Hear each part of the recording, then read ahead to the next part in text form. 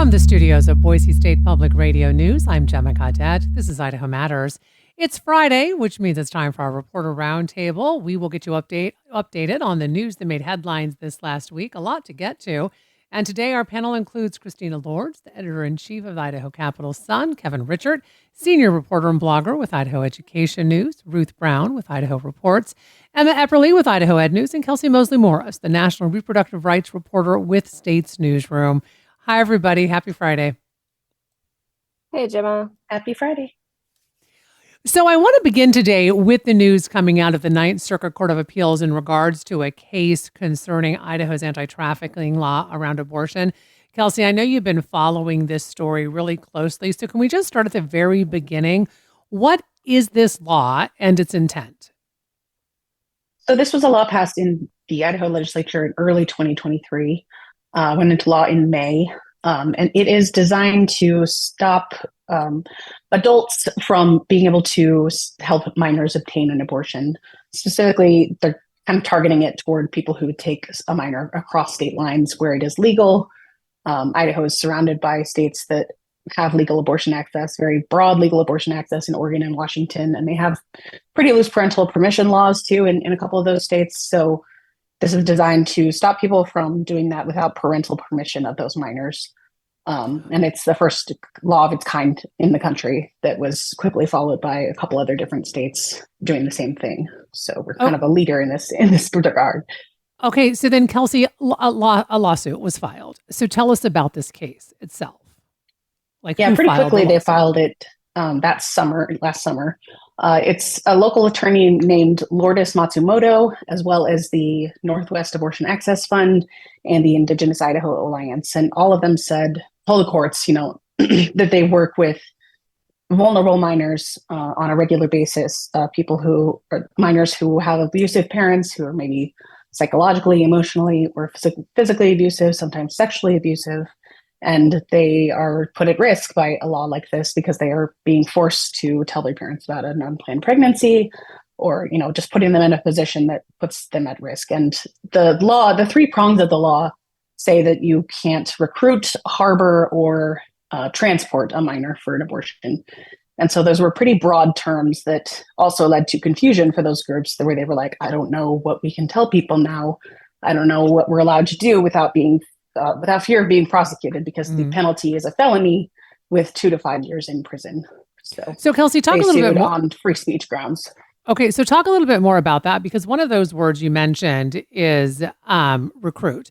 And this was something that, if I'm understanding this correctly, that a lot of doctors were very concerned about, because they were thinking, well, does that mean we can't even tell them, well, you could have abortion access in Oregon or Washington?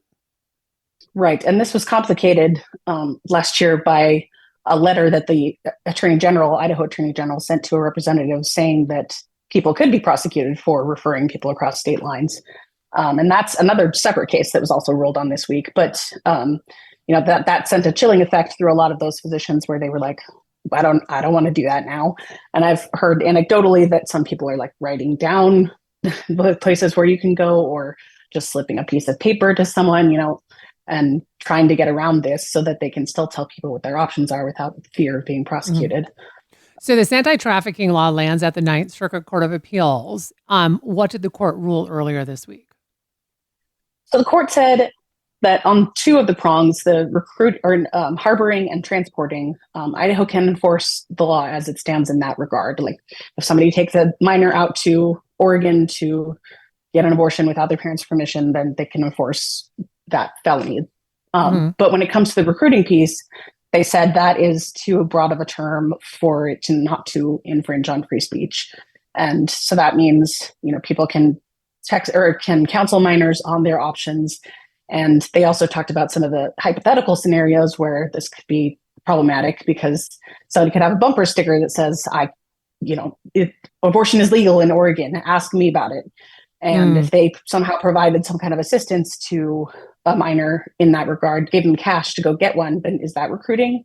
Or, even just providing financial assistance to somebody to go get an abortion somewhere, or providing logistical support, giving them a hotel, those types of things. They said all of that could potentially fall under this, and that it is unconstitutionally broad and unconstitutional on the First Amendment grounds for those people. So they upheld the injunction in that specific case. So people can't be prosecuted for those types of infringements on the law. So then tell us about this other case that was ruled on. And let's go back to what you had mentioned about Attorney General Raul Labrador writing this letter to a representative. Yeah, it's pretty similar. So it's good that the Ninth Circuit wasn't in conflict on these two cases, because that would have presented a problem. But that letter that was sent from Labrador to Representative Brent Crane of Nampa was about abortion pills and whether somebody could be referred across state lines to go get abortion pills, say it on the Ontario clinic, which is the closest one to us. And he told him, yes, that would be something that would fall under our laws and could be prosecuted. And that letter was then published by Stanton Healthcare, which is an anti-abortion organization that runs crisis pregnancy centers around Idaho.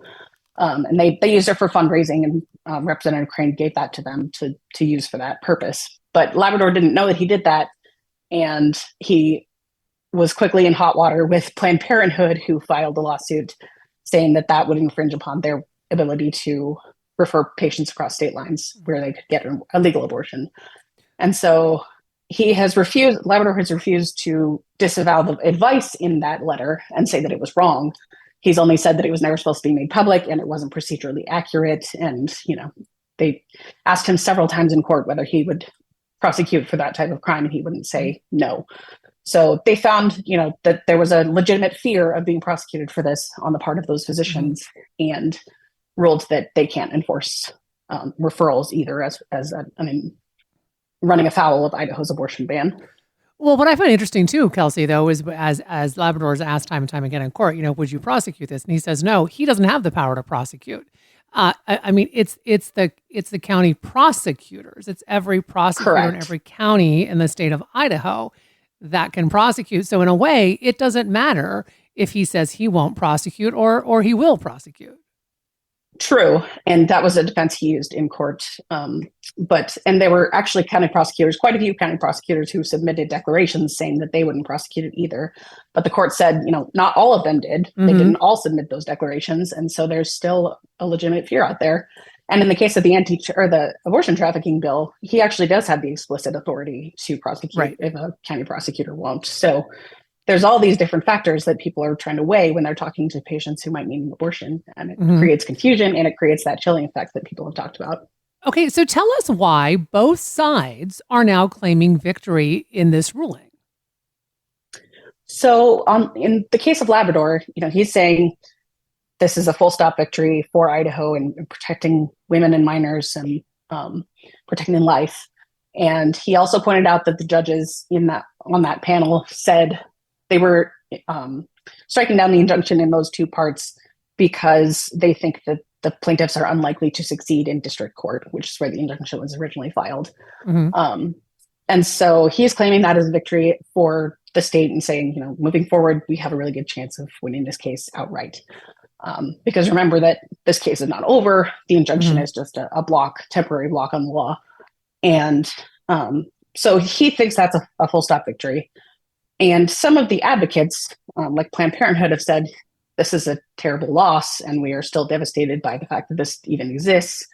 But the actual plaintiffs and the attorneys representing the plaintiffs are saying the fact that the court acknowledged that recruiting was too broad and an infringement on free speech is a big win. And it helps give clarity to people about what they can and cannot do, and how they can talk to people.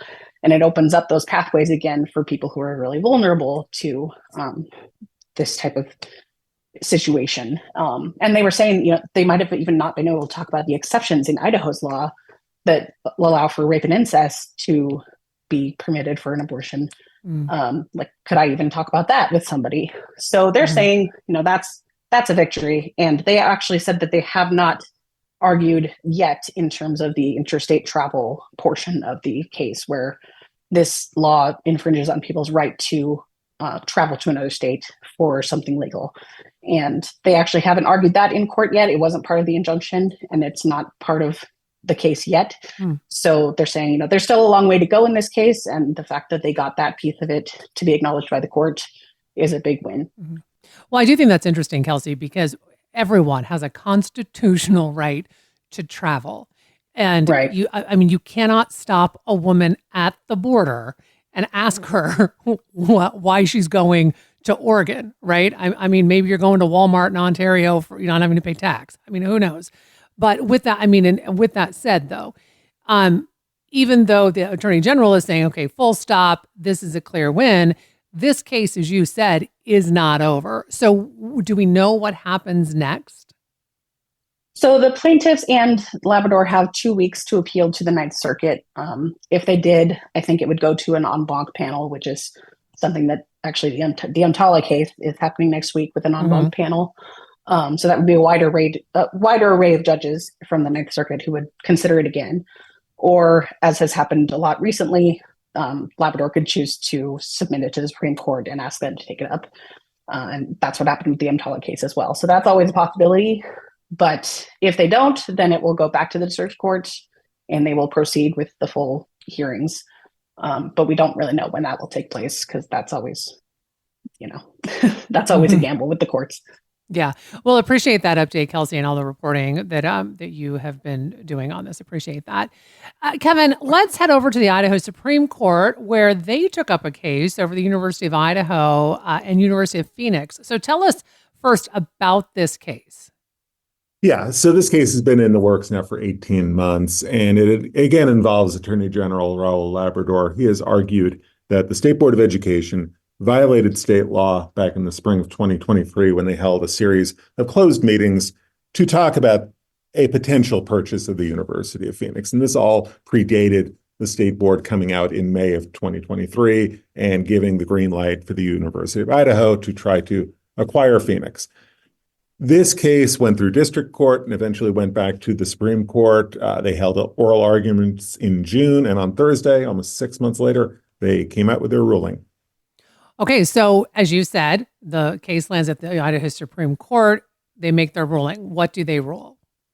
Well, basically, it was pretty much a win for Labrador. Basically, what the court said is that district judge in this case, Ada County Judge Jason Scott, made numerous errors in his application of the open meetings law. So this is going to get a little wonky, but this is really important from a transparency standpoint. The state board went into these closed meetings saying that they needed to have discussions about, and this is what the law says, preliminary negotiations regarding a purchase where a state agency, in this case, the University of Idaho, is competing with other public bidders, from other states or other nations. Those are the two key sections of the law. And the Supreme Court said that the district judge, Judge Jason Scott, misinterpreted both aspects of that law, that he applied an overly broad definition of negotiations, preliminary negotiations, basically saying that any negotiations prior to a contract are preliminary negotiations.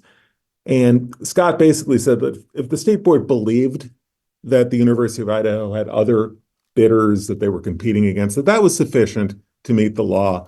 Supreme Court basically said, no, you actually have to have evidence, proof that you are competing against other bidders. So a pretty stinging rebuke of the district judge, not really so much of the state board, I've got to say. As I looked at the case more closely over the course of Thursday, the Supreme Court goes out of its way to say that they can't tell if the state board broke the state law by having those closed meetings. Now, that's not exactly a win for the state board. It means that 18 months after the fact, there are still questions about whether they followed the law or not.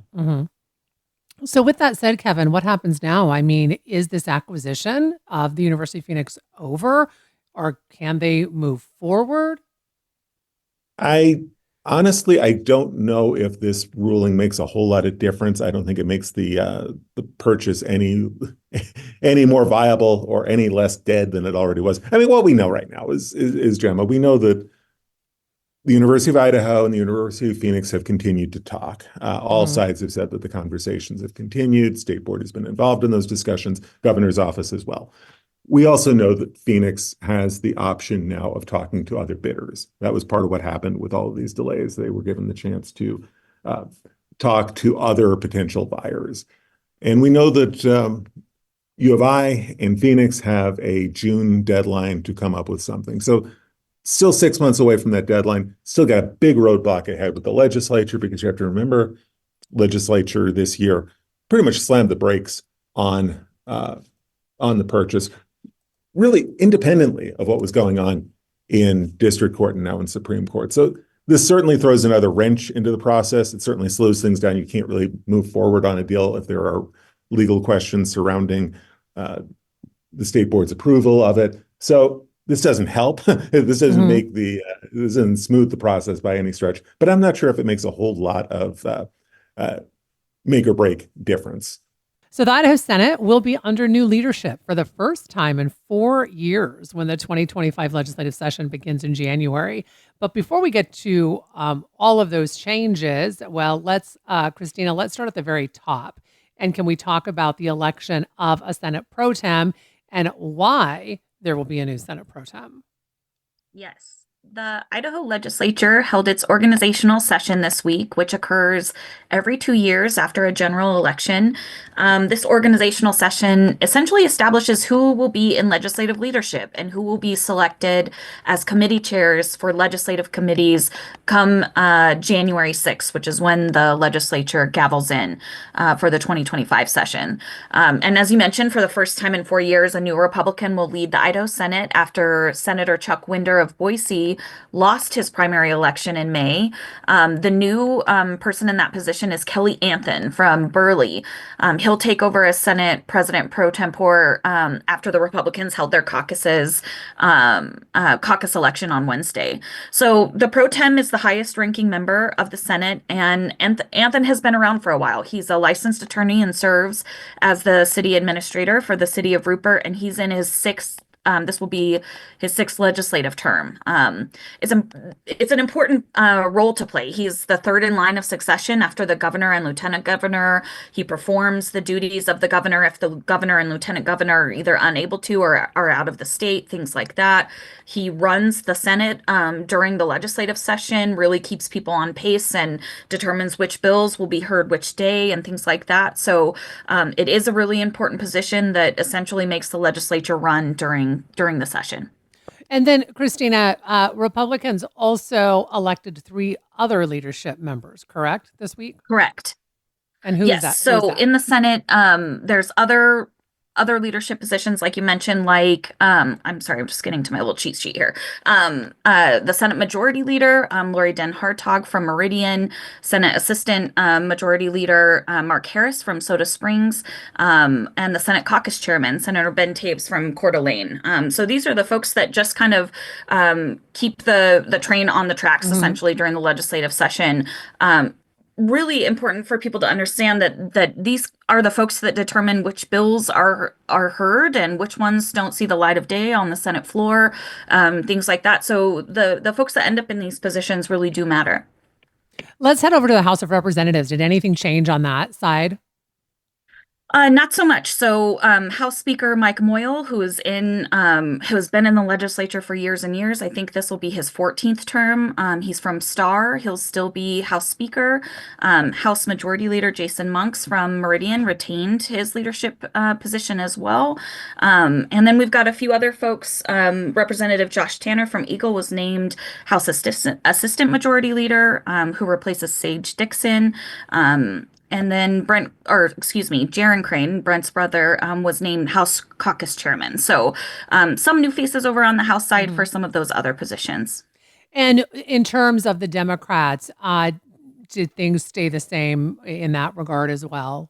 Yes. So House Minority Leader Ilana Rebel retains the highest ranking leadership position for House Democrats.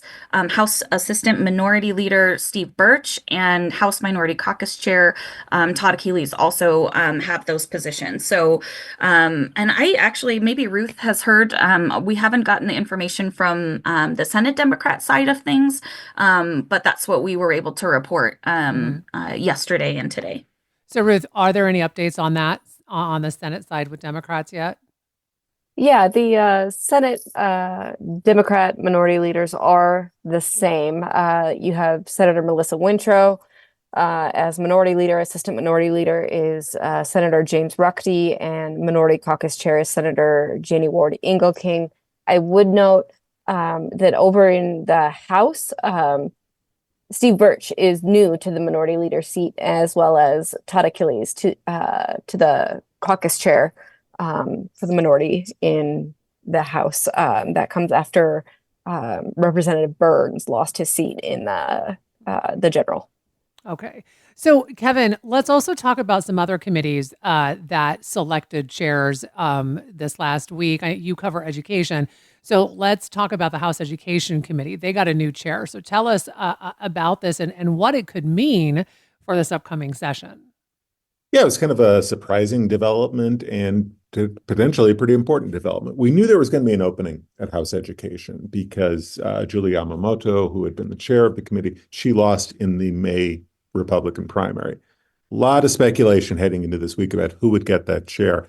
And I have to tell you, the lawmaker who got the chairmanship on Thursday, I had not heard his name come up in any of kind of the scuttlebutt that I'd gathered during the week. His name is Doug Pickett. He is a second-term lawmaker. He is from Oakley. He's a rancher by trade. He hadn't served on the House Education Committee during his first term in the legislature, so we don't know a whole lot about his stance on education issues. But I suspect that he's going to be to the right of Yamamoto, especially on private school choice.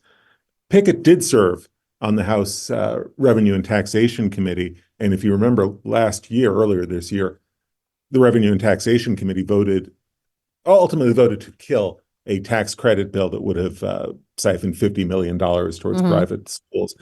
Pickett supported that in committee. So my suspicion, just based on that vote, he's going to be a lot more receptive, open-minded to private school choice. Yamamoto had been pretty staunchly opposed or skeptical. So it'll be very interesting to see what happens in the House Education Committee on private school choice. Also interesting to watch what happens on the Senate side, because Senate Education Committee, I thought, while the chair didn't change, Dave Len from Idaho Falls is still going to run that committee. The body of the committee definitely moved more to the mainstream. I think this was, it was a very conservative, very hardline committee the past 2 years. Now it's kind of more of an even split. I'm not sure how. It'll be very interesting to see how that committee, with that split, if a private school choice bill comes into that committee, it'll be very interesting to see if it gets out. Okay, so let's talk a little bit more about private school choice, Kevin, because we know this is going to it's going to come up in the legislative session. As you mentioned, it almost got passed last session. But I want to start with the fact that I believe over the summer, we know that Superintendent of Public Instruction Debbie Critchfield told school leaders that she was actually talking with the governor about a school choice bill. So with that said, what does the landscape look like for this to move forward? I mean, you mentioned all of this new leadership, which, yes, will definitely, play into this. But this issue is not going away. Oh, it's definitely not going away. And I would describe the landscape as crowded. I think we're going to see multiple bills. My guess, and we haven't really been able to pin down, lawmakers haven't really wanted to talk too much to us about who might be pushing for a school choice, private school choice bill. We suspect we'll see multiple bills. You mentioned Superintendent Critchfield has been working on something. We don't know exactly what that would look like. Our Ryan Soupy is our reporter who's going to be covering the whole private school choice debate. He has a really good rundown of kind of how things look at this point. Look for a lot of bills. Look for maybe a lot of difference of opinion about approach, framework, scope. It's going to be a very busy session on this front. And Kevin, correct me if I'm wrong here, but didn't Mike Moyle say he wants to get a school choice bill passed this coming session? Oh, yeah. He definitely, at the end of the legislative session, we asked him about what was unfinished business. He said private school choice was something he wanted to see done. So we'll see. So before we get off this topic, Kevin, and you may not have an answer for this, but we know the landscape now from a legislative background. But what about individuals, taxpayers, parents? What's been the scuttlebutt around that? I guess I go back to the Boise State survey from last year where Idahoans were asked what they thought about private school choice. It was a pretty even split in the In generic terms, do you support the idea of something like an ESA or a tax credit for private schools? But that support tends to erode a little bit if respondents believe that that kind of a program is going to compromise public funding for public schools. So, we're going to hear from a lot of Idahoans on this. I think whenever a bill comes before one of these committees next winter, it's going to be lots of public testimony and probably lots of testimony on both sides. Well, I don't know how you pass something that big and not take away from money going to public schools. I could be wrong on that, but I mean this. But as I said, we will definitely be talking a lot more about this. I have a feeling. Yes, for sure. Yeah. Emma, you have been doing some digging into school levies here in Idaho, and you found that the majority of school districts that rely really heavily on these levies are in North Idaho. In fact, you found that none are in the Treasure Valley. I mean, there are levies, but they don't rely so heavily on them. And you found the one big reason for this is the state of Washington. So tell us why Washington factors so much into these school levies in North Idaho. Yeah, so 18 of the 20 districts with the greatest levy reliance are in North Idaho. And like you said, none of those are in the Treasure Valley. So school leaders say that's mainly to do with the proximity to Washington, because in Washington, there is a higher per pupil funding and teachers make more money.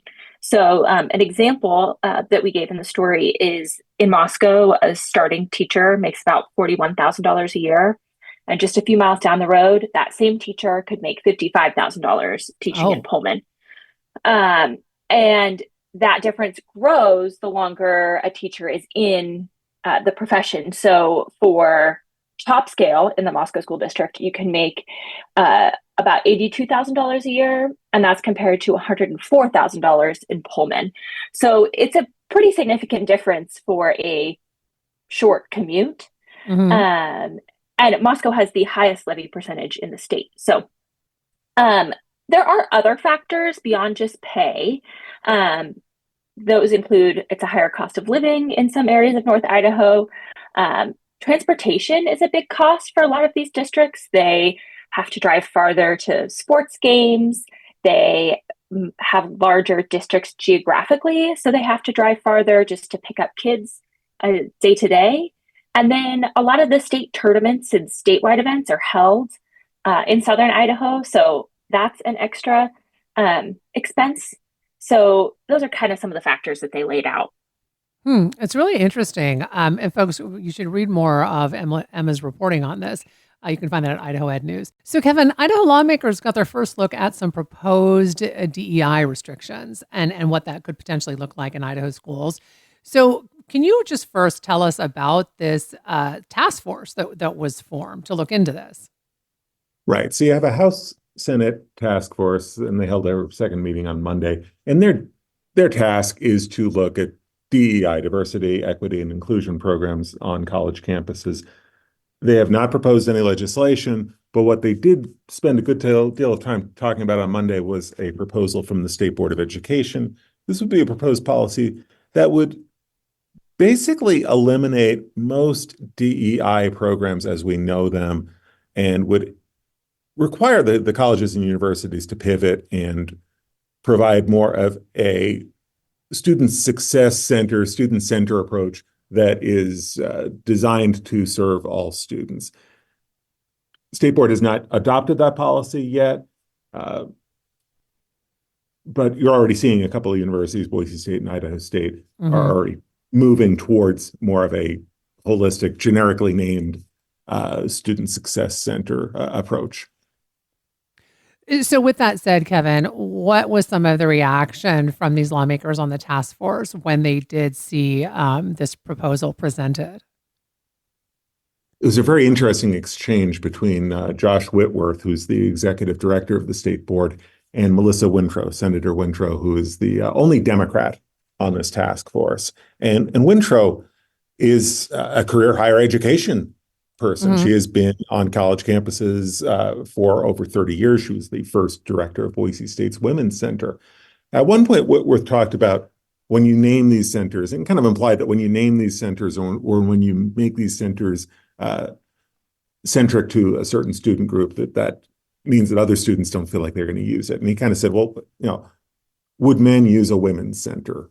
And Wintrow shot back and said, well, when I was running the women's center, we did have 2 male students come to us because they'd been raped by other men. And they went to the women's center to try to get counseling and try to get help. So her point was, well, actually, these centers do serve students beyond what you would think or what you would assume based on the name. So it was a pretty emotional day in spots. Pretty sharp divisions within this task force. I think there are quite a few conservatives on this committee who are going to be much more receptive to the idea of a student success center model. Mm-hmm. We'll see what happens. We'll see if the legislature weighs in on this, or we'll see if the state board actually takes up this proposed resolution, or if the universities just wind up doing something on their own, kind of like what we're seeing already at Boise State and Idaho State.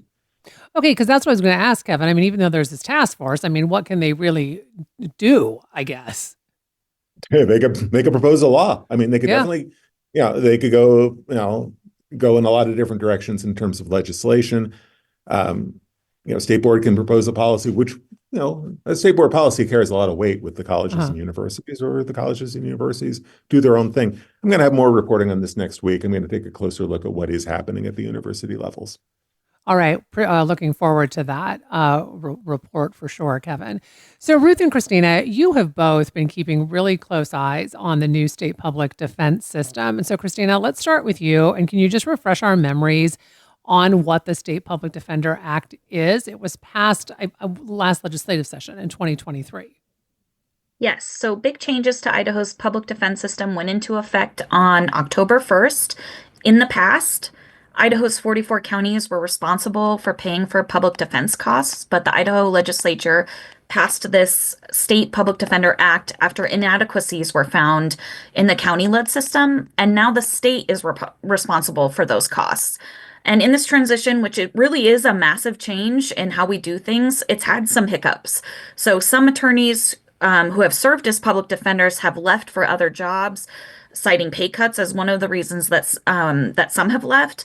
And at the very beginning of the transition, there was a scramble in some counties to make sure that defendants had representation for hearings and those cases after those judges requested to be taken off of those cases. So we're in kind of a new world here, a new space where the state is overseeing public defense for people who can't afford their own attorneys rather than the counties.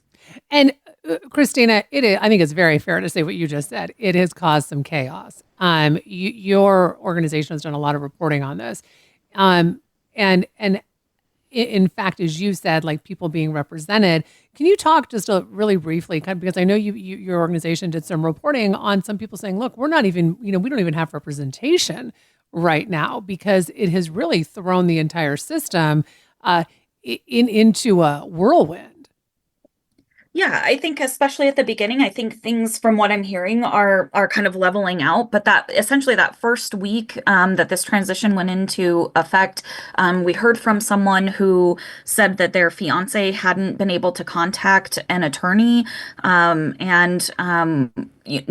the state public defender's office was asked to come before an Owyhee County judge and explain why some of these defendants hadn't had access to representation.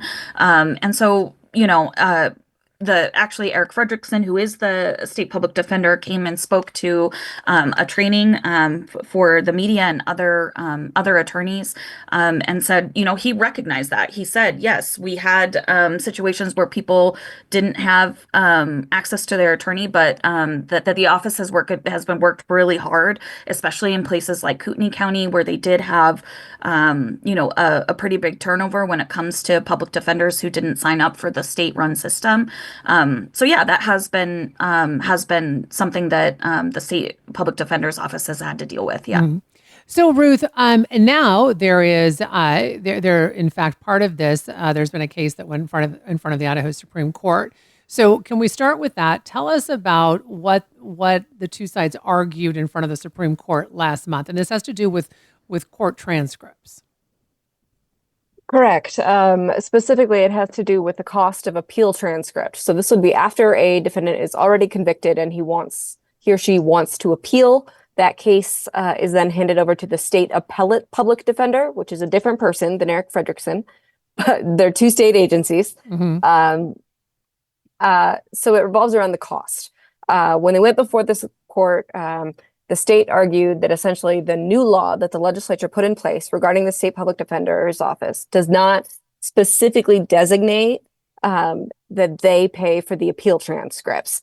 The counties, of course, argued that the new law the legislature put in place would override what the old law stated, which in those cases the county paid for. Ultimately, the legislature, or excuse me, the Idaho Supreme Court determined that the state public defender's office does need to be responsible for the cost of those court transcripts.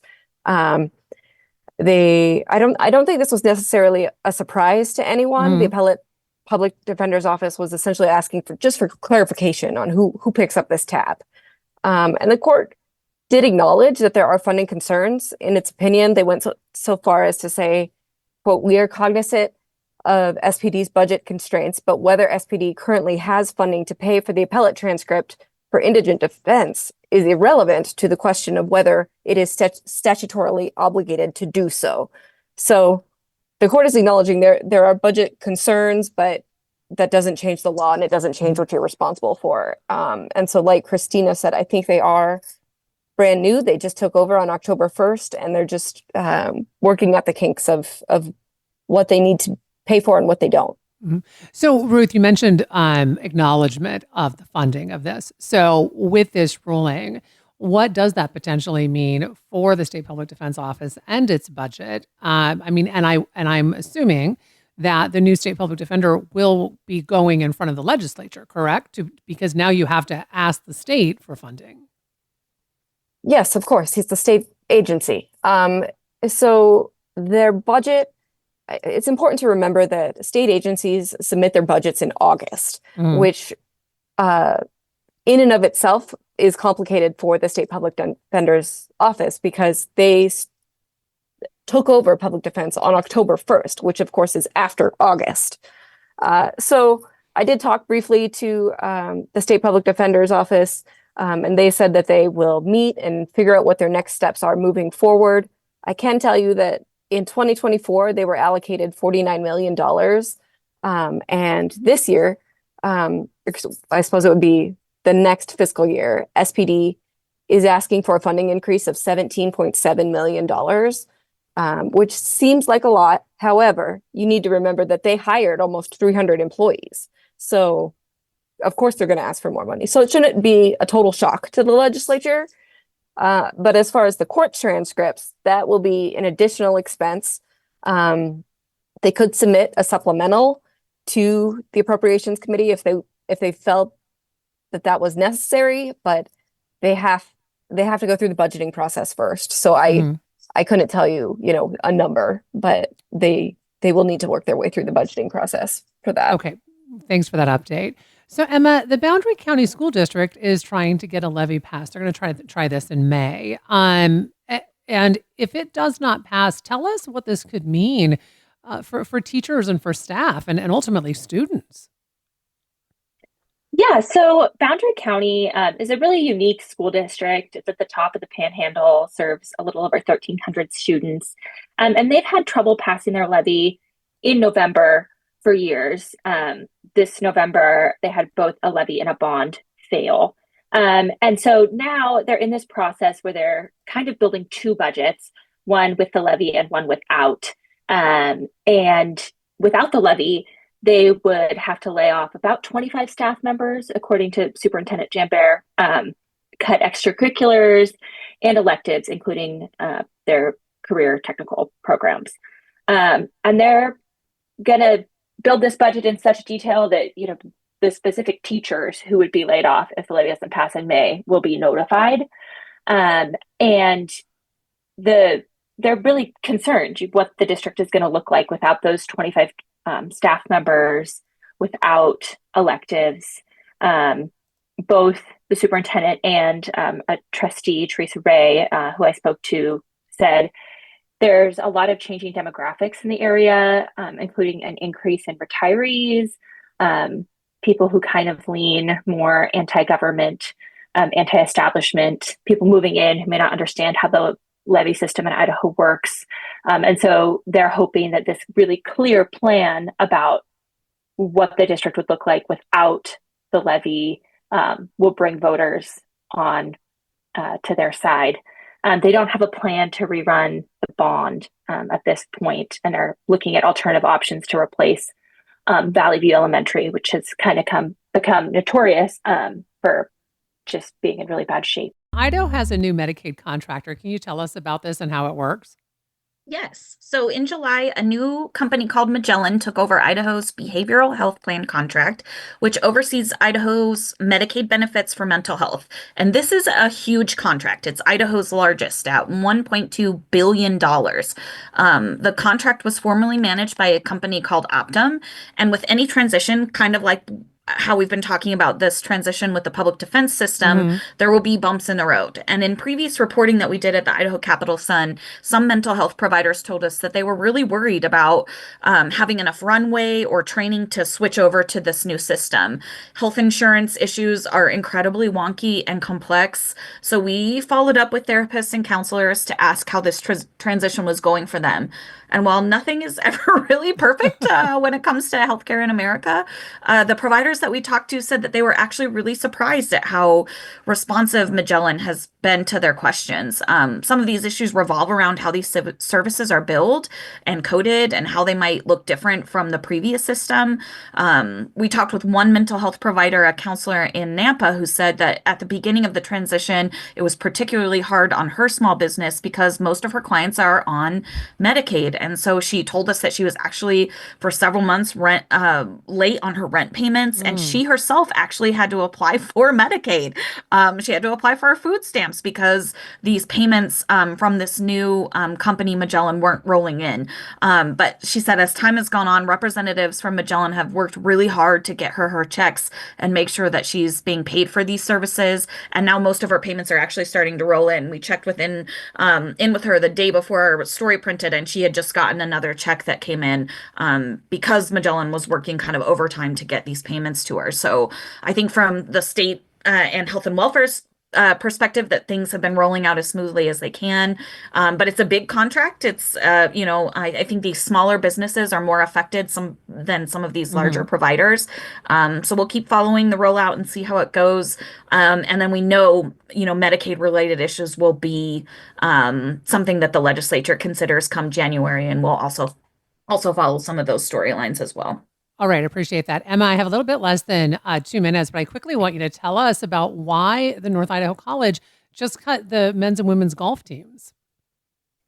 Yeah, so NIC cut the golf teams to balance the school's unsustainable athletics budget. The decision comes about 3 weeks after a new group of trustees were elected and authorized the college's president, Nick Swain, to complete a comprehensive review of the athletic programs. Basically, the school has been under a show cause sanction, so that's like the last step before losing accreditation for a long time. And this deadline is coming up, and the accrediting body said they wanted to see the university address its $4 million increase in athletic spending over last year. And so that increase is due to them changing athletic conferences, but cutting the golf team is kind of the first step in addressing that budget unsustainability. So the move affects 11 golfers who could have returned next fall.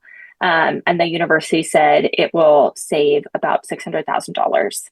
Okay, thank you for that update. And I want to thank everyone for joining us today. A big thank you to our panelists, Christina Lords, the editor-in-chief of the Idaho Capital Sun, Kevin Richert, senior reporter and blogger with Idaho Education News, Ruth Brown with Idaho Reports, Emma Epperly with Idaho Ed News, and Kelsey Mosley Morris, national reproductive rights reporter with States Newsroom.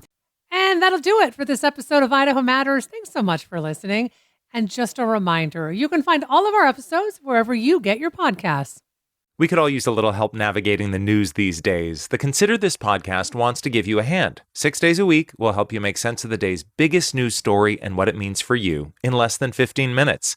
Listen now to the Consider This podcast from NPR.